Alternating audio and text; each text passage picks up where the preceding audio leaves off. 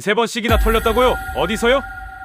바르셀로나, 멕시코시티, 이스탄불 3개의 도시에서 카메라 가방이 사라지고 휴대폰과 지갑을 빼앗겼습니다. 그 이후 저는 어느 도시를 가든 가방을 가슴에 끌어안고 다녔습니다. 지하철에서 누가 가까이 서면 몸이 굳어버렸죠. 사람이 많은 거리는 공포였습니다. 그리고 저는 서울에 왔습니다. 서울에서 아주 이상한 경험을 하게 됩니다. 밤 12시 유럽이라면 절대 혼자 걷지 않는 시간. 한강공원 어둠 속에서 남자 2명이 빠르게 다가왔습니다. 그 순간 저는 확신했습니다. 또 시작이구나. 그런데 3초 뒤 완전히 예상 밖의 일이 벌어집니다. 그리고 그날 이후 저는 영상에서 이렇게 말합니다. 서울에 있으면서 3년 동안 갖고 있던 생각들이 틀렸다는 걸 깨달았습니다. 도대체 그날 밤 서울에서 무슨 일이 있었던 걸까요? 안녕하세요. 저는 마르코 로시입니다. 이탈리아 출신 여행 크리에이터입니다. 지금까지 43개국을 다니며 영상을 만들어 왔고 280만 명의 팔로워가 제 여행을 함께 해왔습니다. 그런데 오늘 이 영상은 제가 지금까지 올린 영상 가운데 가장 오래 망설였고 가장 늦게 올리는 영상입니다. 한국에서 있었던 일을 어떻게 말해야 할지 몰라 몇 주 동안 영상을 열어두기만 했습니다. 사실 저는 여행을 업으로 삼는 사람이지만 어느 순간부터 여행이 두려워졌습니다. 처음에는 아니었습니다. 처음 바르셀로나에서 카메라 가방을 도둑 맞았을 때만 해도 그냥 운이 나빴다고 생각했습니다. 멕시코시티에서 2번째로 당했을 때는 제가 방심했다고 스스로를 탓했습니다. 그런데 이스탄불에서 3번째까지 당하고 나서는 더 이상 변명할 수가 없었습니다. 그때부터 저는 낯선 도시에 도착하는 순간 몸부터 먼저 반응하기 시작했습니다. 카메라 가방, 지갑, 핸드폰. 새 도시에서 잃은 것들을 떠올리면 지금도 손이 먼저 주머니를 더듬습니다. 공항에 내리면 가장 먼저 주변 사람들의 시선을 받고 지하철에서 누가 가까이 서면 어깨가 굳었고 관광지 인파 속에서는 언제나 가방을 앞으로 끌어안았습니다. 친구들은 직업병이라고 웃었지만 저는 그렇게 생각하지 않았습니다. 그건 제게 생존 습관이었습니다. 세상을 여행하는 사람이 여행지에서 사람을 믿지 못하게 된 것이었습니다. 그런 제가 한국행 비행기를 탄 건 순전히 대학 시절 교환학생으로 만난 한국인 친구 지훈 때문이었습니다. 지훈은 몇 달 전부터 제게 한국에 꼭 한번 와보라고 말했습니다. 저는 그 말을 매번 대충 넘겼습니다. 솔직히 아시아의 거대한 도시라는 말은 제게 기대보다 경계심을 먼저 떠올리게 했기 때문입니다.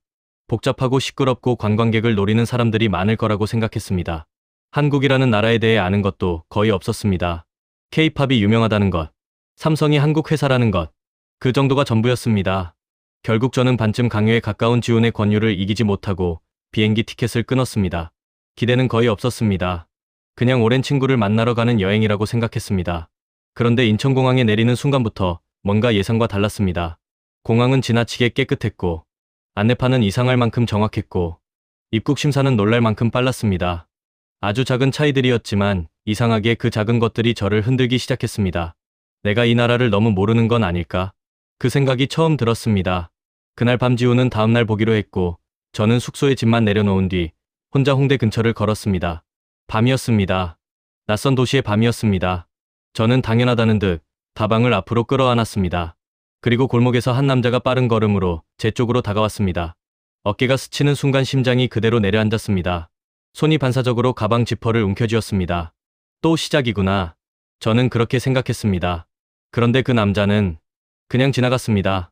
뒤도 돌아보지 않았고 말도 걸지 않았고 아무 일도 일어나지 않았습니다. 저는 한동안 그 자리에 서 있었습니다. 지갑을 확인했고 핸드폰을 확인했고 가방도 다시 열어봤습니다. 아무것도 없어지지 않았습니다. 정말 아무 일도 없었습니다. 그런데 이상하게도 저를 더 당황하게 만든 건 범죄가 아니라 그 평범함이었습니다. 아무 일도 없었다는 사실이 오히려 제게는 너무 낯설었습니다. 그리고 다음날 지훈은 저를 서울의 한 장소로 데려갔습니다. 저는 그곳에서 처음으로 깨닫기 시작했습니다. 한국이라는 나라가 제가 생각했던 도시의 규칙으로는 설명되지 않는 곳일 수도 있다는 걸 말입니다. 그 장소가 어디였는지, 그리고 왜 제가 그날 이후 한국을 다시 보게 되었는지는 지금부터 이야기해보겠습니다. 다음날 오후 지훈이 저를 데리러 왔을 때 저는 당연히 명동이나 경복궁 같은 곳을 갈 거라고 생각했습니다. 처음 한국에 온 외국인이라면 누구나 한 번쯤 가는 그런 장소 말입니다. 그런데 지훈은 뜻밖에도 제게 한강으로 가자고 했습니다. 저는 솔직히 그 말에 별다른 기대를 하지 않았습니다. 강은 강이라고 생각했기 때문입니다. 파리의 생강도 걸어봤고 런던의 템스강도 가봤지만 결국 강변 산책 이상은 아니었습니다. 그래서 한국의 강이라고 해서 특별할 이유는 없다고 생각했습니다. 저는 그저 오랜 친구와 강바람이나 쐬고 오겠구나 하는 마음으로 따라갔습니다. 그런데 뚝섬 한강공원에 도착한 순간 저는 걸음을 멈췄습니다. 끝이 보이지 않는 잔디밭이 강을 따라 길게 펼쳐져 있었습니다. 자전거 도로 위로는 사람들이 쉬지 않고 달리고 있었고, 한쪽에서는 배드민턴을 치고 있었고, 다른 쪽에서는 인라인 스케이트를 타고 있었습니다. 텐트를 펴고 누워있는 가족들이 있었고, 돗자리 위에 둘러앉아 음식을 먹는 연인들이 있었고, 강 위로는 요트가 천천히 지나가고 있었습니다. 무엇보다 놀라웠던 건 이 모든 풍경이 서울 도심 한복판에서 펼쳐지고 있다는 사실이었습니다. 저는 지훈에게 여기가 정말 도심이 맞냐고 물었습니다. 지훈은 웃으면서 한강공원이 강을 따라 40km 넘게 이어진다고 말했습니다. 저는 그 숫자를 속으로 다시 되뇌었습니다. 40km. 그건 제가 알고 있던 도시 공원의 개념과는 전혀 다른 규모였습니다. 그런데 이상하게도 저를 더 놀라게 한 건 크기보다 분위기였습니다. 이곳은 보여주기 위해 만들어 놓은 공간이 아니었습니다. 사람들이 실제로 쉬고, 먹고, 눕고, 뛰고, 하루를 보내는 살아있는 공간이었습니다. 그때 지훈이 편의점에서 컵라면 2개를 사왔습니다. 뜨거운 물을 받아와 강변 벤치에 앉았습니다. 지훈은 라면 뚜껑을 반쯤 접어 젓가락 받침을 만들었고, 저는 그 손놀림이 너무 익숙해서 웃으며 물었습니다. 원래 자주 이렇게 먹느냐고. 지훈은 대수롭지 않다는 듯 말했습니다. 한국 사람들은 다 이렇게 한다고. 한강에서 라면 먹는 건 특별한 이벤트가 아니라 그냥 일상이라고 했습니다. 저는 젓가락을 들었습니다. 강바람이 불어왔습니다. 그리고 첫 입을 먹는 순간 이상하게도 말이 나오지 않았습니다. 라면이 특별히 대단한 음식이었던 건 아닙니다. 비싼 음식도 아니고 화려한 맛도 아니었습니다. 그냥 어디에나 있는 컵라면이었습니다. 그런데 그 자리에서 그 바람을 맞으며 그 풍경 한가운데서 먹는 라면은 전혀 다른 음식처럼 느껴졌습니다. 맛있다는 말로는 설명이 잘 되지 않았습니다. 음식이 맛있다기보다 그 순간 전체가 좋았습니다. 저는 한동안 아무 말도 하지 못했습니다. 지훈도 말이 없었습니다. 그런데 그 침묵은 전혀 어색하지 않았습니다. 오히려 저는 그때 처음으로 낯선 도시 안에서 긴장이 조금씩 풀리고 있다는 걸 느꼈습니다. 그리고 한참 뒤에야 깨달았습니다. 제가 가방을 끌어안지 않은 채 그냥 벤치 옆에 내려놓고 있었다는 걸 말입니다. 라면을 다 먹고 나자 지훈이 휴대폰을 꺼냈습니다. 배가 고프면 더 먹자고 했습니다. 저는 주변을 둘러봤습니다. 공원 안에 식당이 있나 싶었습니다. 그런데 지훈은 아무렇지 않게 배달 앱을 열었습니다. 저는 그 장면을 보고도 바로 이해하지 못했습니다. 공원에서 배달을 시킨다는 게 무슨 뜻인지 감이 오지 않았기 때문입니다. 지훈은 앱 화면을 제게 보여줬습니다. 한강공원 곳곳에 번호가 붙은 배달존이 있었고, 그 번호를 입력하면 배달기사가 그 자리로 직접 찾아온다고 했습니다. 치킨도 되고, 피자도 되고, 족발도 되고, 심지어 떡볶이도 된다고 했습니다. 저는 그 말을 선뜻 믿지 못했습니다. 주소도 없는 잔디밭으로 음식이 온다는 건 제가 알던 도시의 상식으로는 이해할 수 없는 일이었습니다. 유럽에서는 거의 불가능한 방식이었습니다. 저는 지훈에게 진짜냐고 다시 물었습니다. 지훈은 웃으면서 그냥 시켜보자고 했습니다. 주문이 들어갔습니다. 예상 도착 시간은 18분이었습니다. 저는 그 숫자를 보면서도 끝까지 반신반의했습니다. 분명 중간에 뭔가 문제가 생길 거라고 생각했습니다. 공원 입구에서 멈추거나 전화를 걸어 길을 다시 묻거나 아니면 주문이 취소될 거라고 생각했습니다. 그런데 16분 뒤 배달기사가 자전거를 타고 우리가 앉아있던 바로 그 배달존 앞에 멈춰 섰습니다. 지훈이 일어나 음식을 받았습니다. 떡볶이와 순대였습니다. 봉지는 따뜻했고 배달은 너무 정확했고 그 모든 과정은 너무 자연스러웠습니다.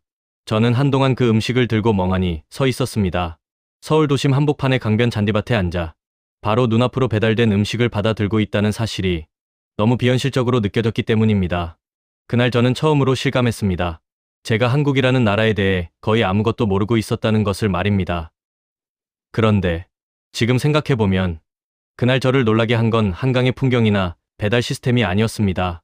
진짜 충격은 그날 밤부터 시작됐습니다. 그날 밤 지훈은 일이 생겨 먼저 돌아갔습니다. 저도 숙소로 돌아가려다가 걸음을 멈췄습니다. 한강이 아직 제 눈앞에 남아 있었기 때문입니다. 하늘은 이미 어두워져 있었고 강바람은 낮보다 훨씬 선선했습니다. 유럽이었다면 저는 절대 하지 않았을 선택이었습니다. 낯선 도시의 밤, 그것도 혼자 공원을 걷는 일. 제게 그런 선택은 늘 위험과 같은 뜻이었습니다. 그런데 이상하게도 그날은 발이 움직였습니다. 저는 천천히 반포 한강공원 쪽으로 걸어갔습니다. 시간은 어느새 밤 12시에 가까워지고 있었습니다. 그런데 이상한 건 공원에 아직도 사람이 많다는 사실이었습니다. 혼자 이어폰을 끼고 조깅하는 여성이 있었고 벤치에 앉아 조용히 책을 읽는 노인이 있었고 유모차를 끌며 산책하는 부부도 보였습니다. 누구도 불안해 보이지 않았습니다. 누구도 주위를 두리번거리지 않았습니다. 그곳에는 밤 특유의 경계심이 없었습니다. 저는 그 풍경이 너무 낯설어서 한동안 멈춰 서 있었습니다. 제가 알던 도시의 밤 풍경은 전혀 달랐습니다. 파리에서도, 로마에서도 밤 12시의 공원은 피해야 하는 장소였습니다. 사람이 없거나 있다면 경계해야 할 사람만 있는 곳. 그게 제가 알고 있던 밤의 공원이었습니다. 그런데 서울의 한강공원은 달랐습니다. 밤 12시에도 그냥 공원이었습니다. 낮의 연장선처럼 보였습니다. 누군가에게는 운동하는 곳이었고, 누군가에게는 쉬는 곳이었고, 누군가에게는 아무 걱정 없이 걷는 곳이었습니다. 저는 천천히 다시 걷기 시작했습니다. 가방을 앞으로 끌어안지 않은 채 손을 자연스럽게 내리고 걸었습니다. 그리고 어느 순간 제가 그렇게 걷고 있다는 사실을 스스로 깨달았습니다. 늘 자동처럼 가방부터 잡던 제 손이 그날은 움직이지 않았습니다. 붙잡아야 할 이유가 없었기 때문입니다. 정말 이상하게도 위험한 느낌이 전혀 없었습니다. 그때였습니다. 어둠 속에서 남자 2명이 빠른 걸음으로 제 쪽으로 다가왔습니다. 둘이었습니다. 빠른 걸음이었습니다. 그리고 어두운 밤이었습니다. 그 세 가지가 한꺼번에 겹치는 순간 제 몸이 먼저 반응했습니다. 심장이 쿵 내려앉았고 손이 반사적으로 가방 지퍼를 움켜잡았고 저는 한 발 뒤로 물러섰습니다. 바르셀로나에서 당하기 직전과 똑같은 느낌이었습니다. 2명이 움직이고 1명이 말을 걸고 다른 1명이 뒤를 치는 그 방식이 순간적으로 머릿속을 스쳤습니다. 2 남자가 제 바로 앞에서 멈췄습니다. 저는 숨을 참았습니다. 그중 1명이 휴대폰을 내밀었습니다. 분수야경을 배경으로 사진을 찍어달라는 말이었습니다. 서툰 영어였지만 무슨 뜻인지는 바로 알 수 있었습니다. 저는 3초 동안 그 휴대폰을 그냥 바라봤습니다. 손이 조금 떨렸습니다. 하지만 이번에는 공포 때문이 아니었습니다. 저는 사진을 찍어줬습니다. 2 사람은 환하게 웃으며 고맙다고 말한 뒤 돌아갔습니다. 저는 그 자리에 한참 서 있었습니다. 그리고 그때 머릿속에 가장 먼저 떠오른 말은 이것이었습니다. 또 오해했다. 3번 털린 사람의 몸이 만들어낸 반응이었습니다. 상대가 아무 잘못도 하지 않았는데 저는 이미 그들을 범인으로 만들어두고 있었습니다. 그 사실이 너무 부끄러웠습니다. 그런데 이상하게도 그 뒤에 따라온 감정은 단순한 안도가 아니었습니다. 그보다 조금 더 따뜻하고 조금 더 깊은 감정이었습니다. 아마 사람을 다시 믿어도 될지 모른다는 느낌. 그런 종류의 감정이었을 겁니다. 그때 반포대교에 불이 켜졌습니다. 달빛 무지개 분수가 시작된 것이었습니다. 다리 양쪽에서 물줄기가 강 아래로 쏟아졌고 서울의 야경은 그 물 위에서 흔들리며 번졌습니다. 저는 카메라를 들었다가 다시 내렸습니다. 그 장면은 오랜만에 렌즈보다 제 눈으로 보고 싶었습니다. 여행지에서 카메라를 내려놓고 그냥 서 있고 싶었던 건 정말 오랜만이었습니다. 그날 밤 숙소로 돌아가며 저는 지훈에게 문자를 보냈습니다. 내일도 한강에 가도 되냐고. 지훈은 바로 답장을 보냈습니다. 당연하다고 했습니다. 그리고 한마디를 덧붙였습니다. 내일은 다른 한강을 보여주겠다고. 저는 그 말의 뜻을 이해하지 못했습니다. 한강이 하나가 아니라는 말이 무슨 뜻인지 그때는 전혀 몰랐습니다. 그런데 다음날 지훈이 저를 데려간 곳에서 저는 비로소 알게 됐습니다. 한강은 단순한 강변 공원이 아니었습니다. 그리고 그곳에서 한국이라는 나라에 대해 제가 끝까지 붙들고 있던 마지막 편견도 천천히 무너지기 시작했습니다. 다음날 지훈은 아침부터 저를 데리고 나섰습니다. 이번에는 어디로 가는지 끝까지 말해주지 않았습니다. 그냥 따라오면 알게 될 거라고 했습니다. 지하철을 타고 이동하는 동안 지훈은 제게 오늘은 어제와 전혀 다른 한강을 보게 될 거라고 말했습니다. 저는 속으로 조금 웃었습니다. 어제 이미 충분히 놀랐다고 생각했기 때문입니다. 같은 강변에서 그보다 더 다른 장면이 나올 수 있다고는 상상하지 못했습니다. 우리가 도착한 곳은 여의도 한강공원이었습니다. 시간은 오후 6시를 조금 넘긴 무렵이었습니다. 입구에 들어서는 순간 저는 어제의 한강과는 전혀 다른 공기를 느꼈습니다. 뚝섬이 젊고 자유로운 공간이었다면 여의도는 하루를 버틴 사람들이 몰려오는 공간이었습니다. 양복 재킷을 팔에 걸친 직장인들이 강변으로 걸어오고 있었습니다. 넥타이를 풀어 주머니에 넣은 남자들이 있었고 하이힐을 벗어 손에 든 여성들도 있었습니다. 방금 전까지 사무실 안에 있었을 사람들이 퇴근하자마자 한강 쪽으로 흘러 들어오고 있었습니다. 그런데 더 놀라운 건 그들이 강변에 도착한 뒤였습니다. 사람들은 돗자리를 펴고 그대로 누웠습니다. 편의점에서 사온 캔맥주를 따고 강을 바라보며 조용히 마셨습니다. 치킨을 시켜 종이봉투째 펼쳐놓고 먹었습니다. 넥타이를 맨 채 치킨뼈를 발라내는 사람이 있었고 정장 바지 그대로 잔디밭에 들어누운 사람도 있었습니다. 저는 그 장면을 한동안 멍하니 바라보다가 결국 웃고 말았습니다. 정장을 입은 사람들이 서울의 중심 금융가 한복판에서 퇴근하자마자 강변 잔디밭에 누워 치킨을 먹고 있다는 사실이 너무 낯설고도 이상하게 부러웠기 때문입니다. 이탈리아에도 퇴근 후 문화는 있습니다. 프랑스에도 있습니다. 하지만 보통은 바에 가거나 식당에 가거나 돈을 쓰며 하루를 정리합니다. 그런데 여의도의 사람들은 달랐습니다.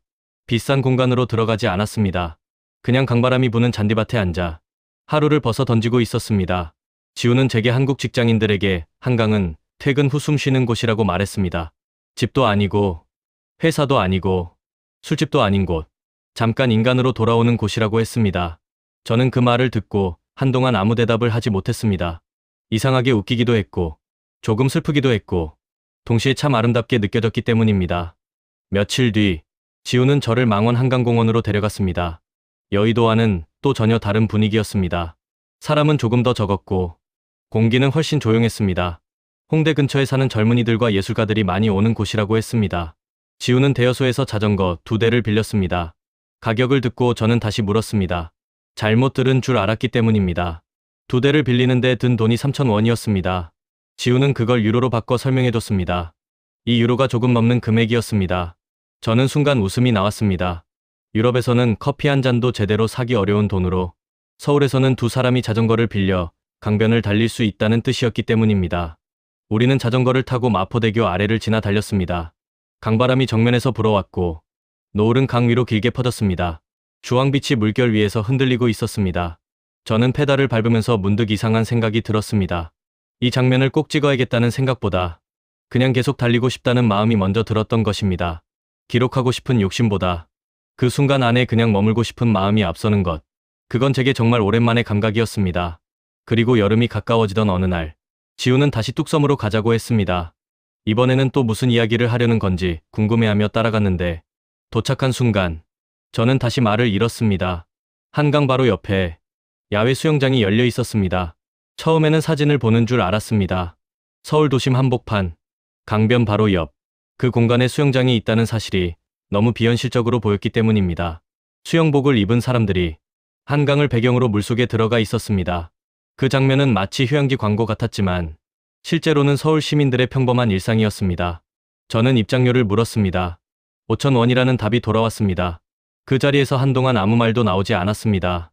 유럽의 웬만한 야외 수영장과 비교하면 거의 믿기 어려울 만큼 저렴한 가격이었기 때문입니다.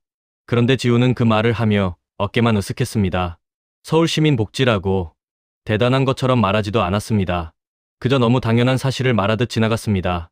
저는 오히려 그 태도에 더 놀랐습니다.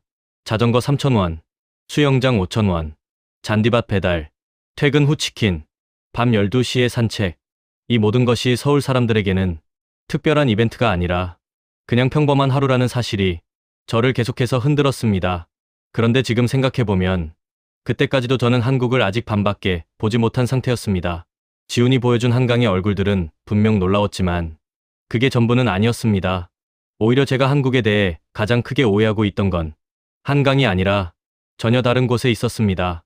지훈은 그걸 마지막까지 아껴두고 있었던 것 같습니다. 그리고 왜 그 장면을 마지막에 보여주려 했는지는 조금 뒤에 저도 알게 됩니다. 서울에 온 지 열흘이 지나고 있었습니다. 저는 거의 매일 한강으로 나갔습니다. 특별한 계획은 없었습니다. 그냥 걷기도 했고 자전거를 빌려 강변을 달리기도 했고 잔디밭에 누워 하늘을 보기도 했습니다. 어느 순간부터 한강은 관광지가 아니라 제가 하루를 보내는 공간이 되어 있었습니다. 그리고 이상하게도 그 사실이 전혀 이상하게 느껴지지 않았습니다. 그러던 어느 날 저는 한강에서 처음으로 다른 외국인 여행자들을 만났습니다. 뚝섬 한강공원 잔디밭이었습니다. 미국에서 왔다는 2명의 여행자였습니다. 둘 다 배낭여행 중이었고 도쿄에서 서울로 넘어온 지 이틀째라고 했습니다. 한강에 온 이유를 물어봤습니다. 숙소 직원이 추천해줬다고 했습니다. 강변 공원이 괜찮다고 해서 그냥 산책하러 왔다고 했습니다. 그러다가 그중 한 명이 저에게 물었습니다. 공원에서 배달이 된다는 얘기를 들었는데 그게 진짜냐고 말입니다. 저는 웃었습니다. 진짜라고 했습니다. 제가 직접 해봤다고 했습니다. 그 말을 듣는 두 사람의 표정이 열흘 전 제 표정과 똑같았습니다. 믿기지 않는다는 표정이었습니다. 그 순간 저는 깨달았습니다. 제가 이미 한국에 익숙해졌다는 사실을 말입니다. 열흘 전 저는 똑같이 의심했습니다. 그런데 지금 저는 아무렇지 않다는 듯 설명하고 있었습니다. 둘은 결국 직접 배달을 시켜봤습니다. 앱을 깔고 배달존 번호를 입력했습니다. 음식이 오는 동안 두 사람은 계속 반신반의했습니다. 그리고 배달기사가 잔디밭 옆 배달존에 정확히 멈추는 순간 그 중 한 명이 갑자기 소리를 질렀습니다. 정말로 왔다고. 주변에 있던 한국인들이 잠깐 쳐다봤습니다. 그리고 다시 자기 일을 했습니다. 그 장면이 저는 너무 인상적이었습니다. 한쪽에서는 난리가 났는데 다른 한쪽에서는 아무 일도 아니었습니다. 그 간극이 이 나라를 설명하는 것 같았습니다. 대단한 걸 대단하게 포장하지 않는 나라, 그냥 되니까 하는 나라. 그날 밤 저는 숙소로 돌아와 오래 생각했습니다. 처음 한국에 오기 전 제가 어떤 생각을 했는지 떠올렸습니다. K-팝, 삼성, 그게 제가 알고 있던 한국의 전부였습니다. 아시아의 작은 나라, 복잡하고 시끄럽고 그냥 평범한 대도시일 거라고 생각했습니다. 그런데 열흘이 지난 지금 제가 발견한 한국은 전혀 다른 곳이었습니다. 저는 지훈에게 물었습니다. 한강이 이렇게 된 게 언제부터냐고. 지훈은 잠깐 생각하더니 말했습니다. 오래됐다고 했습니다. 한강공원을 정비하기 시작한 것도 수십 년 전 이야기라고 했습니다. 배달존도 새로 만든 게 아니라 사람들이 계속 쓰면서 조금씩 다듬어진 시스템이라고 했습니다. 저는 그 말을 듣고 한 가지를 깨달았습니다. 한강은 보여주기 위해 만든 공간이 아니었습니다. 사람들이 실제로 쓰면서 오랜 시간 다듬어진 공간이었습니다. 전시용이 아니라 생활용이었습니다. 그 차이가 공원 전체에서 느껴졌습니다. 다음날 저는 혼자 새벽에 한강으로 나갔습니다. 지훈도 없이 혼자였습니다. 시간은 새벽 5시였습니다. 아무도 없을 거라고 생각했습니다. 그런데 반포 한강공원에는 이미 사람들이 달리고 있었습니다. 러닝화를 신은 사람들이 각자의 속도로 강변을 달리고 있었습니다. 혼자인 사람도 있었고 둘이서 나란히 달리는 사람도 있었습니다. 아무도 서로를 신경 쓰지 않았습니다. 새벽 5시의 한강은 그냥 조용한 운동 공간이었습니다. 저는 달리지 않고 그냥 걸었습니다. 해가 천천히 한강 위로 올라오기 시작했습니다. 강물이 조금씩 밝아졌습니다. 도시의 소음이 아직 깨어나지 않은 시간이었습니다. 세빛섬이 아침빛을 받아 강 위에서 조용히 빛나고 있었습니다. 저는 그 장면을 보면서 카메라를 꺼내지 않았습니다. 두 번째로 카메라를 내려놓은 순간이었습니다. 그때 문득 이런 생각이 들었습니다. 배달존, 치안, 자전거, 수영장, 퇴근 후 풍경, 새벽 러너들, 이 모든 것들이 사실은 따로따로가 아니라는 생각이었습니다. 하나의 도시가 시민을 어떻게 대하는가에 대한 이야기였습니다. 비싸지 않게, 넓게, 안전하게, 불편하지 않게. 그게 한강이었습니다. 서울이라는 도시가 서울 사람들을 위해 만든 공간이었습니다. 그 생각이 들었을 때 왜인지 모르게 눈물이 날 것 같았습니다. 공원이 감동적이어서가 아니었습니다. 도시가 사람을 이렇게 대할 수 있다는 걸 처음으로 실감했기 때문이었습니다. 그날 숙소로 돌아와 저는 처음으로 카메라를 세워두었습니다. 편집도 없이, 자막도 없이 그냥 말하기 시작했습니다. 한강에서 있었던 일들을 처음부터 이야기했습니다. 바르셀로나, 멕시코시티, 이스탄불, 밤 12시, 가방을 내려놓고 걸었던 순간. 그리고 두 남자가 제게 내민 것이 칼이 아니라 휴대폰이었다는 이야기까지. 그런데 녹화를 마치고 파일을 확인하는 순간 지훈에게 문자가 왔습니다. 내일 마지막으로 보여줄 게 있다고 했습니다. 지금까지 본 것들은 사실 한국의 겉면이었다고 했습니다. 진짜 한국이 어떤 나라인지는 내일 알게 될 거라고 했습니다. 저는 그 문자를 몇 번이나 다시 읽었습니다. 지훈이 그런 말을 한 적이 없었기 때문입니다. 한강 배달도, 치안도, 수영장도, 그 어떤 것도 미리 말해준 적이 없던 친구가 처음으로 예고를 했습니다. 그리고 그 다음날 지훈이 제게 보여준 것은 솔직히 말해서 제가 한국이라는 나라에 대해 가지고 있던 생각을 완전히 뒤집어 놓는 것이었습니다. 다음날 아침 지훈은 평소보다 훨씬 일찍 연락을 해왔습니다. 준비하고 나오라고 했습니다. 어디 가는지는 여전히 말해주지 않았습니다. 저는 그냥 따라 나섰습니다. 열흘 넘게 지훈을 따라다니면서 한 번도 실망한 적이 없었기 때문입니다. 지하철을 타고 이동하는 내내 지우는 거의 말을 하지 않았습니다. 원래 수다스러운 친구인데 그날은 이상할 만큼 조용했습니다. 마치 제가 어떤 장면을 보게 될지 미리 알고 있는 사람 같았습니다. 괜히 저까지 긴장이 됐습니다. 도착한 곳은 서울 도심 한복판의 큰 건물이었습니다. 입구에는 커다란 현수막이 걸려 있었습니다. 한글이라 저는 읽을 수 없었습니다. 무슨 행사냐고 묻자 지우는 안에 들어가면 알게 된다고 했습니다. 건물 안으로 들어가자 전시 공간이 펼쳐졌습니다. 한국방위산업기술전시회였습니다. 저는 순간 걸음을 멈췄습니다. 솔직히 말하면 방산전시회라는 말을 듣자마자 크게 흥미가 생기지는 않았습니다. 무기전시회는 어느 나라를 가도 비슷하다고 생각했기 때문입니다. 딱딱한 기술 용어와 금속 장비들, 그리고 외부인은 잘 모르는 설명들. 대충 그런 장면을 예상했습니다. 그런데 지훈이 그때 이상한 말을 했습니다. 여기 와서 놀라지 않은 외국인을 아직 본 적이 없다고 했습니다. 저는 그 말을 듣고도 반쯤 웃었습니다. 한강에서 이미 충분히 놀랐다고 생각했기 때문입니다. 이제 웬만한 것에는 쉽게 놀라지 않을 거라는 자신감까지 생겨 있었습니다. 그 자신감은 전시장 첫 번째 구역에서 바로 무너지기 시작했습니다. 안쪽으로 들어가자 이미 여러 나라에서 온 관람객들이 전시물 앞에 모여 있었습니다. 유럽에서 온 방산 관계자들처럼 보이는 사람들도 있었고 중동 쪽 군 관계자들처럼 보이는 사람들도 있었습니다. 그 시선이 향하고 있던 곳은 한국형 자주포 전시물이었습니다.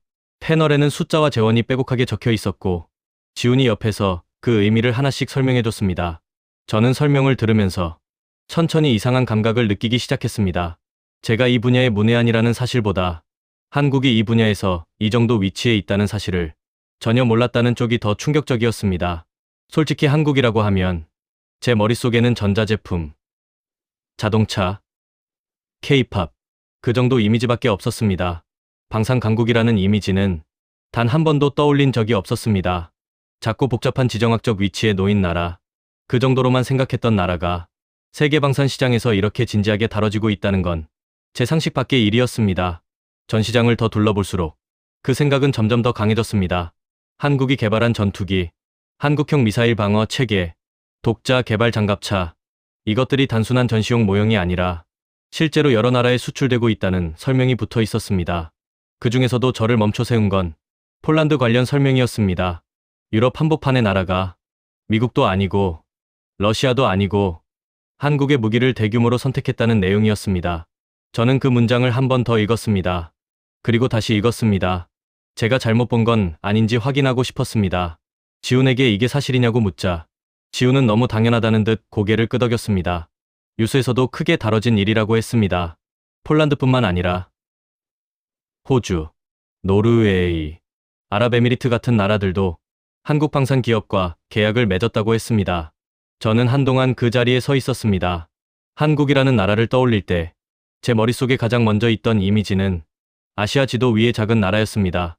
북쪽은 막혀 있고 전쟁의 흔적이 남아 있고 늘 주변 강대국 사이에 끼어 있는 나라. 그게 제가 알고 있던 한국이었습니다. 그런데 지금 제 눈앞에서는 유럽과 중동의 관계자들이 그 나라의 무기를 진지하게 들여다보고 있었습니다. 제 머릿속에서 뭔가가 조금씩 무너지기 시작했습니다.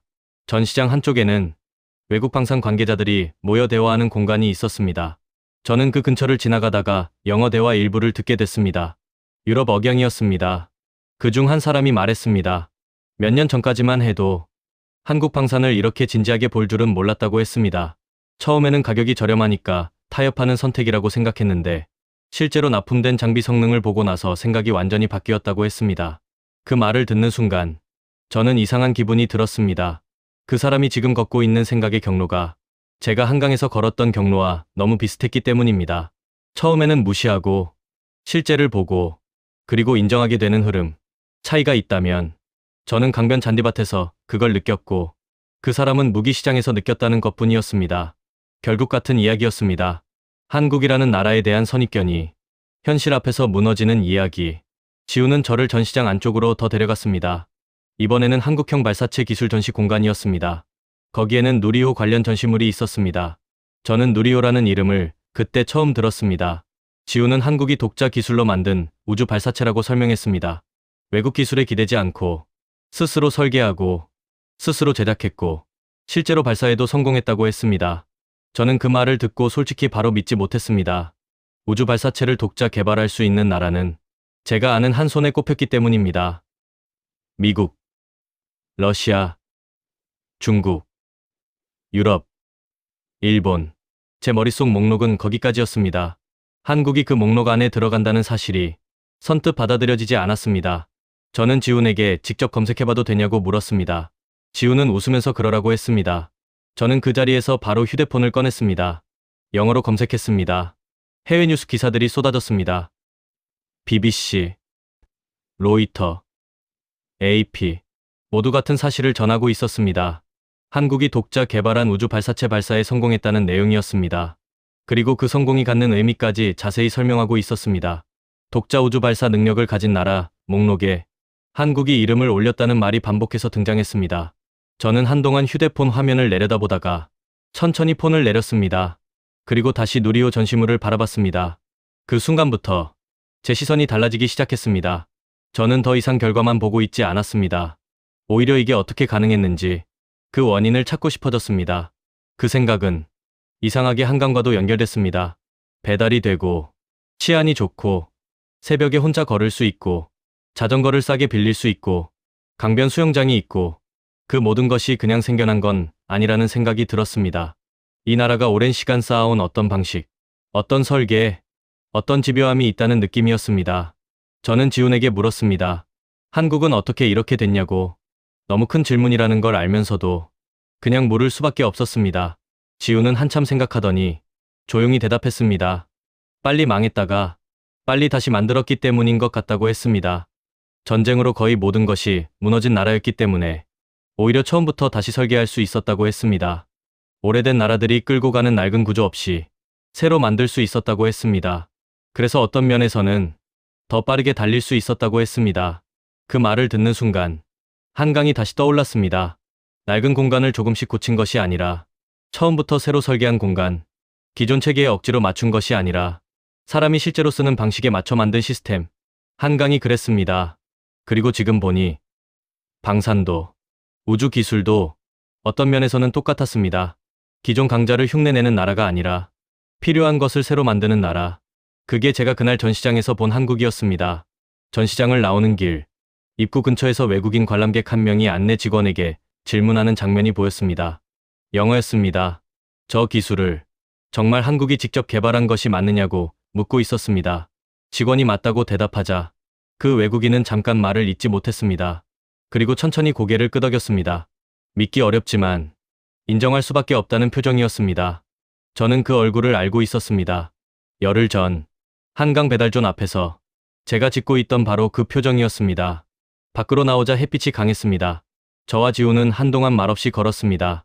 강변 잔디밭에서 라면을 먹던 나라가 우주 발사체를 만들고 유럽에 무기를 수출하는 나라라는 사실을 저는 아직도 하나의 문장으로 정리할 수 없었습니다.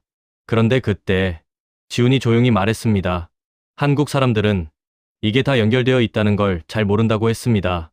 한강을 좋아하고 배달 음식을 아무렇지 않게 시키고 새벽에 혼자 달리고 공공공간을 편하게 쓰는 것. 그게 사실은 이 나라가 어떤 방식으로 움직이는지를 보여주는 거라고 했습니다. 시스템을 잘 만들고 사람들이 그걸 당연하게 쓰고 문제가 있으면 더 좋게 다듬는 방식. 그 방식이 우주로도 방산으로도 똑같이 이어진다고 했습니다. 저는 그 말을 듣고 걸음을 멈췄습니다. 한강에서 처음 느꼈던 감각이 다시 올라왔습니다. 도시가 사람을 이렇게 대할 수 있다는 것을 실감했던 감각.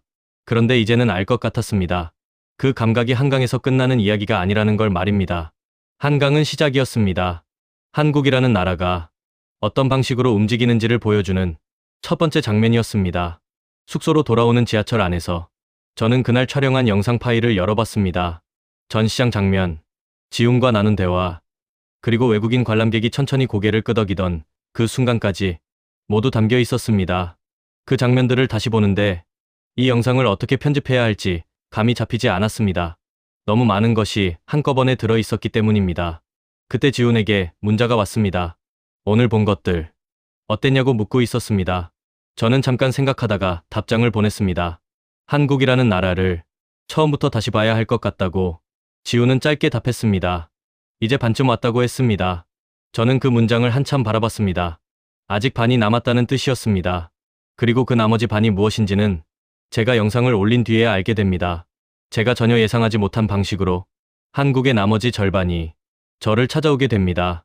숙소로 돌아온 그날 밤 저는 오래 잠들지 못했습니다. 전시장에서 본 것들이 계속 머릿속을 맴돌았습니다. 누리호 폴란드 수출 유럽 방산 관계자들의 표정. 그리고 지훈이 마지막에 한 말 이제 반쯤 왔다는 말이 자꾸 떠올랐습니다. 저는 결국 새벽 2시에 침대에서 일어나 노트북을 열었습니다. 한국 방산 수출이라고 검색했습니다. 영어로 된 기사들이 쏟아졌습니다. 읽으면 읽을수록 이상했습니다. 제가 몰랐다는 게 이상한 것이 아니라 이렇게 많은 일들이 벌어지고 있었는데 왜 아무도 제 주변에서 이 이야기를 한 적이 없었는지가 이상했습니다. 유럽의 언론들이 한국 방산을 다루는 기사들이 있었습니다. 처음에는 의아하다는 톤이었다가 실제 납품 이후에는 톤이 달라지는 것을 기사 날짜 순서대로 읽으면서 느낄 수 있었습니다. 의심에서 인정으로 넘어가는 흐름이 기사 사이에서 고스란히 보였습니다. 저는 그 기사들을 읽으면서 한 가지를 더 검색했습니다. 한국이 방산 기술을 갖게 된 과정이 궁금해졌습니다. 결과가 아니라 원인이 알고 싶었습니다. 검색 결과 중 영문으로 된 긴 분석 기사 하나가 눈에 들어왔습니다. 한국 방산 산업의 역사를 다룬 기사였습니다. 기사는 한국이 1970년대에 독자 방위 능력을 키우기로 결심한 배경부터 설명하고 있었습니다. 당시 한국은 외국 무기에 전적으로 의존하고 있었고 그 취약함을 스스로 알고 있었다고 했습니다. 그래서 처음에는 기술을 들여오고 분해하고 다시 만들어보는 것부터 시작했다고 했습니다. 처음에는 세계 어느 나라도 한국이 이 분야에서 독자 기술을 가질 수 있을 거라고 생각하지 않았다고 했습니다. 그런데 수십 년이 지나자 한국은 그 목록 안에 들어와 있었습니다. 저는 그 부분을 읽고 잠깐 멈췄습니다. 지훈이 말했던 것과 같은 맥락이었습니다. 빨리 망했다가 빨리 다시 만든 나라, 처음부터 새로 설계할 수 있었던 나라. 그런데 거기에 한 가지가 더 있었습니다. 아무도 될 거라고 생각하지 않았을 때도 계속했다는 것이었습니다. 그게 핵심이었습니다. 다음날 아침 저는 그동안 찍어둔 영상들을 처음부터 다시 봤습니다. 한강라면, 배달존, 여의도 퇴근 풍경, 망원 자전거, 뚝섬 수영장, 새벽 러너, 전시장 장면들. 그리고 지훈과 나눈 대화들 전부 다시 봤습니다. 처음에는 그냥 좋은 여행 영상들이라고 생각했는데 다시 보니 달랐습니다. 이것들이 전부 하나의 이야기를 하고 있었습니다. 한국이라는 나라가 어떤 방식으로 움직이는가에 대한 이야기였습니다. 저는 편집을 시작했습니다. 처음에는 한강 영상만 올릴 생각이었습니다. 방산 전시 내용은 너무 무거울 것 같아서 빼려고 했습니다. 그런데 편집하다 보니 뺄 수가 없었습니다. 한강과 전시장이 연결되지 않으면 이야기가 절반밖에 되지 않았습니다. 저는 결국 처음부터 끝까지 전부 담기로 했습니다. 편집 없이 자막만 달았습니다. 영상 길이는 32분이 됐습니다. 올리기 전에 지훈에게 보여줬습니다. 지훈은 영상을 다 보고 나서 한동안 말이 없었습니다. 그러더니 딱 한마디를 했습니다. 이게 맞는 것 같다고 했습니다. 저는 영상을 올렸습니다. 처음 1시간 동안은 별 반응이 없었습니다. 평소 영상들과 비슷한 속도로 조회수가 올라갔습니다. 저는 그냥 잠을 자러 갔습니다. 다음날 아침 눈을 뜨고 폰을 봤습니다. 알림이 멈추지 않았습니다. 조회수가 밤사이 50만을 넘어 있었습니다. 댓글이 수천 개였습니다. 저는 한동안 그 숫자를 그냥 바라봤습니다. 무슨 일이 일어난 건지 이해하는데 시간이 걸렸습니다. 댓글을 읽기 시작했습니다. 영어, 스페인어, 포르투갈어, 아랍어, 프랑스어, 독일어, 그리고 한국어까지 섞여 있었습니다. 저는 번역기를 켜고 하나씩 읽었습니다. 브라질에서 온 댓글이었습니다. 나도 여행 중에 3번 도둑 맞은 적이 있는데 이 영상을 보는 내내 울었다는 내용이었습니다. 한국에 가보고 싶다는 말이 마지막에 있었습니다. 멕시코에서 온 댓글이었습니다. 밤 12시에 혼자 걷는다는 게 어떤 느낌인지 상상도 안 된다고 했습니다. 우리 동네는 낮에도 조심해야 한다고 했습니다. 독일에서 온 댓글은 달랐습니다. 방산 부분에 집중하고 있었습니다. 폴란드가 한국 무기를 선택했을 때 유럽 방산업계가 충격을 받은 이야기를 직접 경험으로 썼습니다. 처음에는 한국이 가격으로 덤핑하는 거라고 생각했는데 실제 성능 데이터를 보고 나서 생각이 바뀌었다고 했습니다. 그 관계자가 영상에 나온 전시장 외국인 관람객과 같은 경로를 걸었다는 것이 댓글에서 그대로 느껴졌습니다. 저는 그 댓글을 읽으면서 이상한 감각을 느꼈습니다. 제가 한강에서 경험한 것과 똑같은 흐름이 댓글 안에서도 반복되고 있었습니다. 처음에는 몰랐다가 알게 되고 알게 된 뒤에는 인정하는 흐름, 그게 나라마다 다른 맥락에서 반복되고 있었습니다. 영상이 올라간 지 사흘째 되던 날 조회수는 200만을 넘어섰습니다. 저는 그 시점까지도 이게 얼마나 큰 일인지 실감하지 못하고 있었습니다. 그런데 그날 오후에 모르는 이메일이 왔습니다. 발신인을 보니 미국의 한 여행 전문 미디어였습니다. 영상을 봤다고 했습니다. 인터뷰 요청이었습니다. 저는 그 이메일을 지훈에게 보여줬습니다. 지훈은 답장 보내라고 했습니다. 인터뷰는 화상으로 진행됐습니다. 기자는 영상을 꼼꼼하게 봤다는 게 질문에서 느껴졌습니다. 그는 단도직입적으로 물었습니다. 영상에서 한국 방산 이야기까지 넣은 이유가 뭐냐고, 여행 영상에서 뜬금없다고 생각하지 않았냐고 물었습니다. 저는 잠깐 생각하다가 대답했습니다. 한강과 방산이 사실 같은 이야기라고 생각했기 때문이라고 했습니다. 도시가 사람을 어떻게 대하는가, 나라가 어떤 방식으로 문제를 푸는가, 그게 한강공원에서도 보이고 방산기술에서도 보인다고 했습니다. 뜬금없어 보이지만 실제로는 연결되어 있다고 했습니다. 기자는 한동안 말이 없었습니다. 그리고 말했습니다. 그 연결이 이 영상이 이렇게 퍼진 이유인 것 같다고 했습니다. 사람들이 한국을 여행지로 보는 게 아니라 어떤 나라인지를 보게 만들었다고 했습니다. 그 말이 끝나고 저는 생각했습니다. 제가 처음 한국에 왔을 때 한국을 어떻게 봤는지를 떠올렸습니다. K-팝과 삼성. 그리고 아시아의 작은 나라, 그게 전부였습니다. 그런데 지금은 달랐습니다. 한국은 제게 더 이상 그런 나라가 아니었습니다. 인터뷰 기사가 올라오자 영상 조회수가 다시 올라가기 시작했습니다. 이번에는 다른 나라 언론들이 그 기사를 인용하기 시작했습니다. 프랑스 미디어가 한강공원 시스템을 다른 도시들이 배울 점으로 소개했습니다. 호주의 여행 잡지가 서울 한강을 세계에서 가장 잘 설계된 도시 공원 중 하나로 꼽는 기사를 냈습니다. 스페인 뉴스 채널이 한국 치안 수준을 다루면서 제 영상을 직접 언급했습니다. 그런데 저를 가장 오래 멈추게 한 것은 거대 언론의 반응이 아니었습니다. 영상이 올라간 지 일주일쯤 됐을 때 한국어로 된 댓글 하나가 눈에 들어왔습니다. 번역기를 돌렸습니다. 내용은 이랬습니다. 저는 서울에서 태어나 평생 한강을 당연하게 생각했는데 이 영상을 보고 처음으로 내가 사는 도시가 특별하다는 걸 알았다는 내용이었습니다. 외국인의 눈으로 보니까 비로소 보인다고 했습니다. 저는 그 댓글을 지훈에게 보여줬습니다. 지훈은 읽고 나서 웃었습니다. 그러더니 말했습니다. 한국 사람들이 한국을 다시 보게 만든 것도 이 영상이 한 일이라고 했습니다. 그 말이 이상하게 마음에 걸렸습니다. 좋은 의미로 걸렸습니다. 며칠 뒤 저는 다시 한강으로 나갔습니다. 혼자였습니다. 특별한 이유는 없었습니다. 그냥 가고 싶었습니다. 뚝섬 한강공원 잔디밭에 자리를 잡고 앉았습니다. 저를 처음 한강으로 데려온 바로 그 자리였습니다. 평일 오후였는데 사람들이 꽤 있었습니다. 그 중에 외국인 그룹이 보였습니다. 서너 명이었습니다. 그들이 배달 앱을 열고 주문을 넣고 있었습니다. 주문이 들어가는 순간 서로를 쳐다보며 웃었습니다. 곧 뭔가 신기한 일이 벌어질 것을 기대하는 표정이었습니다. 저는 그 모습을 보면서 처음 그 자리에 앉았을 때 제 표정이 저랬겠구나 싶었습니다. 15분쯤 지나자 배달 기사가 배달존 앞에 멈췄습니다. 그 외국인 그룹 중 한 명이 일어나서 음식을 받았습니다. 그리고 나머지 사람들에게 돌아서며 뭔가를 외쳤습니다. 너무 멀어서 들리지 않았지만 표정으로 알 수 있었습니다. 말이 안 된다는 표정이었습니다. 저는 잔디밭에 누웠습니다. 하늘이 파랬습니다. 강바람이 불었습니다. 이 공간이 이제 낯설지 않았습니다. 처음 왔을 때 느꼈던 그 비현실감이 이제는 없었습니다. 그냥 있고 싶은 곳이 됐습니다. 그때 폰이 울렸습니다. 지훈이었습니다. 어디 있냐고 물었습니다. 한강이라고 했습니다. 지훈이 잠깐 뒤에 답장을 보냈습니다. 거기 있어. 나도 간다고 했습니다. 저는 폰을 내리고 하늘을 다시 봤습니다. 이 영상을 올리기 전에 저는 한 가지를 오래 고민했습니다. 이걸 올려도 되는지가 아니었습니다. 이걸 어떻게 설명해야 할지가 고민이었습니다. 한강이 좋다는 이야기로 만들면 여행 영상이 됩니다. 한국이 대단하다는 이야기로 만들면 홍보 영상이 됩니다. 그런데 제가 실제로 경험한 건 그 어느 쪽도 아니었습니다. 제가 경험한 건 이것이었습니다. 3번 도둑 맞은 사람이 처음으로 가방을 내려놓은 것. 밤 12시에 혼자 걸으면서 무섭지 않았던 것. 두 남자가 내민 것이 폰이었을 때 손이 떨렸던 것. 그리고 그 모든 것이 한국이라는 나라에서 일어났다는 것. 저는 그냥 그 이야기를 한 것뿐이었습니다. 그런데 세상이 그 이야기에 반응했습니다. 지훈이 한강에 도착했습니다. 제 옆에 자리를 잡고 앉았습니다. 아무 말도 하지 않았습니다. 저도 말하지 않았습니다. 그냥 강을 바라봤습니다. 강물이 흐르고 있었습니다. 바람이 불었습니다. 서울의 빌딩들이 강 건너에서 빛을 받고 있었습니다. 한참 뒤에 지훈이 말했습니다. 영상 반응 봤냐고 물었습니다. 봤다고 했습니다. 지훈이 다시 말했습니다. 근데 이게 끝이 아닌 것 같다고 했습니다. 무슨 뜻이냐고 물었습니다. 지훈은 강을 바라보면서 말했습니다. 사람들이 이제 한국을 찾아오기 시작할 것 같다고 했습니다. 한강을 보러 오는 게 아니라 이게 어떻게 가능한지를 보러 올 것 같다고 했습니다. 저는 그 말을 듣고 강을 바라봤습니다. 이미 그 일이 시작되고 있었습니다. 제 영상 댓글에는 서울행 항공권을 검색하기 시작했다는 말들이 계속 달리고 있었습니다. 한강이 어디냐는 질문이 하루에도 수백 개씩 들어오고 있었습니다. 배달존 번호를 알려달라는 댓글도 있었습니다. 밤에 혼자 걸어도 정말 안전하냐는 질문이 수도 없이 달렸습니다. 저는 그 모든 것을 보면서 한 가지를 생각했습니다.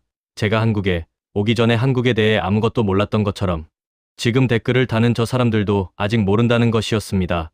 그리고 그들이 직접 와서 보게 됐을 때 아마 저와 비슷한 표정을 짓게 될 거라는 것도 알고 있었습니다. 배달존 앞에서 말문이 막히는 표정. 밤 12시에 혼자 걸으면서 무섭지 않다는 걸 깨닫는 순간 두 남자가 내민 것이 폰이었을 때의 그 3초.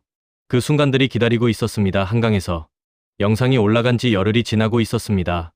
조회수는 500만을 넘어서 있었습니다. 저는 그 숫자를 보면서도 실감이 나지 않았습니다. 숫자가 너무 커지면 오히려 아무 감각이 없어진다는 걸 그때 처음 알았습니다. 댓글은 하루에도 수천 개씩 쌓였습니다. 저는 그것들을 다 읽으려고 했지만 불가능했습니다. 그래도 읽히는 것들은 읽었습니다. 그런데 댓글의 분위기가 시간이 지나면서 달라지기 시작했습니다. 처음 며칠은 한강이 신기하다는 반응이 대부분이었습니다. 배달존이 믿기지 않는다는 반응, 치안이 그 정도라고는 몰랐다는 반응, 가보고 싶다는 반응이었습니다. 그런데 열흘쯤 지나자 다른 종류의 댓글들이 보이기 시작했습니다. 프랑스에서 온 댓글이었습니다. 도시계획을 공부하는 학생이라고 자신을 소개했습니다. 한강공원의 배달 시스템이 어떤 구조로 운영되는지 자세히 알고 싶다고 했습니다. 단순한 여행 관심이 아니었습니다. 이걸 연구하고 싶다는 내용이었습니다. 그 댓글 아래에 같은 전공이라는 사람들이 줄줄이 달렸습니다. 네덜란드, 캐나다, 핀란드 여러 나라에서 온 사람들이었습니다. 그들은 서로 한강공원 설계 자료를 공유하기 시작했습니다. 제 영상 댓글창이 도시계획 토론장이 되어 있었습니다. 저는 그 댓글들을 보면서 이상한 감각을 느꼈습니다. 제가 경험한 것을 결과로 봤을 때와 원인으로 파고들기 시작했을 때 다른 사람들도 똑같은 경로를 걷고 있었습니다. 처음에는 신기하다는 반응이었다가 이게 어떻게 가능한지를 묻기 시작하는 흐름이었습니다. 전시장에서 제가 걸었던 그 경로를 댓글창에서도 사람들이 걷고 있었습니다. 그 무렵 다른 종류의 연락이 들어오기 시작했습니다. 노르웨이의 한 도시행정 담당자라고 자신을 밝힌 사람이었습니다. 이메일이었습니다.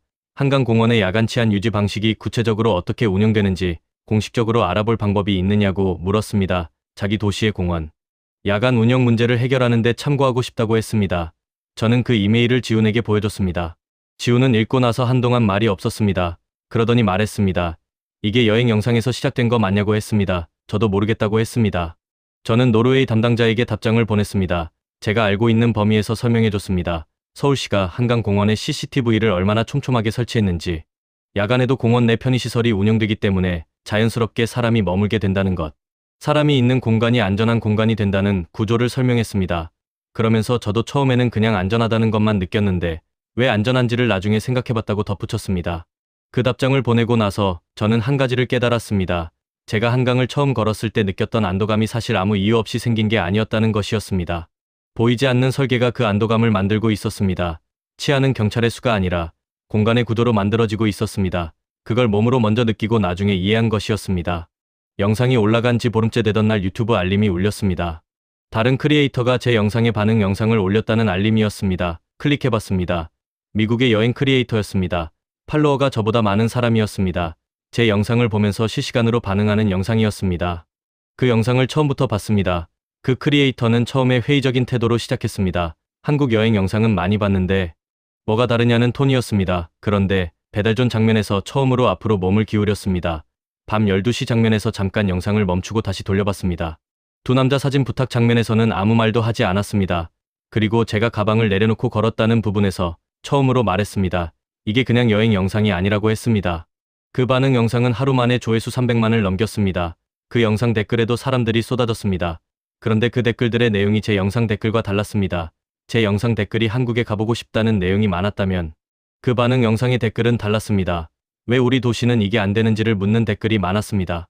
미국 여러 도시 이름을 들면서 왜 여기서는 밤에 공원을 혼자 걸을 수 없는지를 따지는 내용이었습니다. 브라질에서 온 댓글은 공원이 낮에도 위험한 동네 이야기를 썼습니다. 남아프리카에서 온 댓글은 밤 12시에 혼자 걷는다는 개념 자체가 존재하지 않는다고 했습니다. 저는 그 댓글들을 읽으면서 한강이 어떤 의미인지를 다시 생각했습니다. 한강이 특별한 게 아니라 한강 같은 공간이 없는 도시들이 많다는 것이었습니다. 당연하지 않은 것을 당연하게 누리는 나라가 한국이었습니다. 그리고 그걸 당연하게 생각하는 한국 사람들이 사실은 굉장한 것을 누리고 있었습니다. 그 무렵 지훈이 연락을 해왔습니다. 만나자고 했습니다. 한강으로 나왔습니다. 이번에는 반포였습니다. 저녁이었습니다. 지훈이 먼저 와 있었습니다. 잔디밭에 돗자리를 펴놓고 치킨을 시켜놓고 있었습니다. 저는 그 옆에 앉았습니다. 지훈이 폰을 꺼내서 보여줬습니다. 한국 뉴스였습니다. 한글이라 읽을 수 없었습니다. 지훈이 번역해줬습니다. 외국인 관광객의 한강공원 방문이 전년 대비 크게 늘고 있다는 내용이었습니다. 특히 유럽과 남미에서 온 관광객 중에 한강공원을 방문 목적지로 꼽는 비율이 높아졌다는 내용이 있었습니다. 기사 안에는 소셜미디어에서 한강 관련 영상들이 확산된 것이 영향을 미쳤다는 분석도 있었습니다. 저는 그 기사를 보면서 이게 현실인지 다시 한번 생각했습니다. 강변 잔디밭에서 라면 먹고 배달시키던 이야기가 실제로 사람들을 움직이고 있었습니다. 그런데 그것보다 저를 더 오래 붙들어둔 건 치킨을 먹다가 지훈이 꺼낸 이야기였습니다. 지훈의 어머니 이야기였습니다. 지훈의 어머니는 서울 외곽에서 자랐다고 했습니다. 어렸을 때 한강공원이 지금 같지 않았다고 했습니다. 강변이 정비되지 않았고 접근하기도 쉽지 않았다고 했습니다. 지금의 한강공원이 만들어지는 과정을 그 세대 사람들은 직접 지켜봤다고 했습니다. 처음에는 강변에 잔디를 깔기 시작했고 자전거 도로가 생겼고 편의시설이 들어오기 시작했다고 했습니다. 오랜 시간에 걸쳐 조금씩 달라진 것이었습니다. 저는 그 이야기를 들으면서 한 가지를 떠올렸습니다. 방산기술 이야기였습니다. 아무도 될 거라고 생각하지 않았을 때도 계속했다는 것. 분해하고 다시 만들어보는 것부터 시작했다는 것. 한강도 똑같았습니다. 처음부터 이런 공원이 있었던 게 아니었습니다. 오랜 시간 조금씩 만들어 온 것이었습니다. 포기하지 않고 계속 다듬어 온 것이었습니다. 그게 한강이었고 그게 한국이었습니다. 치킨을 다 먹을 무렵 반포대교에 불이 켜지기 시작했습니다. 달빛 무지개 분수였습니다. 처음 그 분수를 봤을 때 카메라를 내리고 그냥 눈으로 봤던 기억이 났습니다. 그때는 그 이유를 몰랐습니다. 그냥 담고 싶지 않았습니다. 그런데 지금은 알 것 같았습니다. 그 순간에 제가 처음으로 여행지에서 무섭지 않았기 때문이었습니다. 기록하기 전에 느끼고 싶었던 것이었습니다. 3년 만에 처음으로 도시에서 안전하다는 감각을 느끼는 순간이었기 때문에 그냥 그 안에 있고 싶었던 것이었습니다. 지훈이 말했습니다. 이제 한국 떠날 날이 얼마 안 남았다고 했습니다. 저는 그 말을 듣고 처음으로 서울을 떠나기 싫다는 생각이 들었습니다. 여행지에서 떠나기 싫다는 감각 자체가 오랜만이었습니다. 언제부터인가 저는 도시를 떠날 때 홀가분한 느낌이 먼저 왔습니다. 긴장을 풀어도 되는 곳으로 간다는 느낌이었습니다. 그런데 서울을 떠나는 건 반대였습니다. 긴장을 풀었던 곳을 떠나는 것이었습니다. 출국 전날 저는 혼자 마지막으로 한강에 나갔습니다. 뚝섬이었습니다. 처음 지훈과 라면을 먹었던 그 벤치 근처였습니다. 늦은 오후였고 사람들이 많았습니다. 외국인 그룹도 보였습니다. 아까 배달존에서 음식을 받아든 외국인 무리가 잔디밭에 둘러앉아 떡볶이를 먹고 있었습니다. 웃고 있었습니다. 저는 그 장면을 카메라 없이 그냥 바라봤습니다. 저 사람들도 저처럼 처음에는 몰랐을 것이었습니다. 한강이 뭔지 한국이 어떤 나라인지 그런 것들 말입니다. 그냥 왔다가 알게 된 것이었습니다. 직접 경험하기 전에는 설명으로는 전달이 안 되는 것들이었습니다. 저는 거기서 오래 앉아 있었습니다. 해가 기울기 시작했습니다. 강물이 빛을 받아 반짝였습니다. 자전거가 도로 위로 쉬지 않고 지나갔습니다. 누군가는 조깅을 했고 누군가는 누워서 하늘을 봤고 누군가는 강을 바라보며 그냥 앉아 있었습니다. 도시가 이렇게 사람을 품을 수 있다는 것을 저는 한강에서 처음 알았습니다. 그리고 그것이 한국이었습니다. 비싸지 않게 넓게 안전하게 불편하지 않게 오래 포기하지 않고 조금씩 더 좋게 만들어 온 것. 그게 한강이었고 그 방식이 이 나라 전체에 흐르고 있었습니다. 저는 인천공항으로 가는 공항철도 안에서 창밖을 봤습니다. 서울이 멀어지고 있었습니다. 도시의 불빛이 창문 위로 흘렀습니다. 가방이 옆 좌석에 놓여 있었습니다. 앞으로 끌어안지 않은 채로 그냥 옆에 두었습니다. 그 사실을 알아챈 건 한참 뒤였습니다. 가방을 그냥 옆에 두고 창밖을 보고 있었습니다. 바르셀로나 이후 3년 만에 처음으로 낯선 도시를 떠나는 교통수단 안에서 가방을 끌어안지 않고 있었습니다. 서울이 그렇게 만든 것이었습니다. 저는 그날 공항에서 마지막 영상 하나를 짧게 찍었습니다. 아무 설명 없이 가방이 옆 좌석에 놓여 있는 장면만 담았습니다. 자막 하나만 달았습니다. 3년 만에 처음입니다. 그 영상을 올리자 댓글이 달렸습니다. 수백 개가 넘었을 때 저는 댓글 창을 닫았습니다. 비행기가 이륙하고 있었습니다. 서울의 불빛이 아래로 멀어졌습니다. 한강이 보였습니다. 까만 밤하늘 아래 길고 넓게 흐르고 있었습니다. 저는 창에 이마를 대고 한강이 사라질 때까지 바라봤습니다. 오늘의 이야기가 재밌으셨다면 구독 한 번씩 부탁드립니다.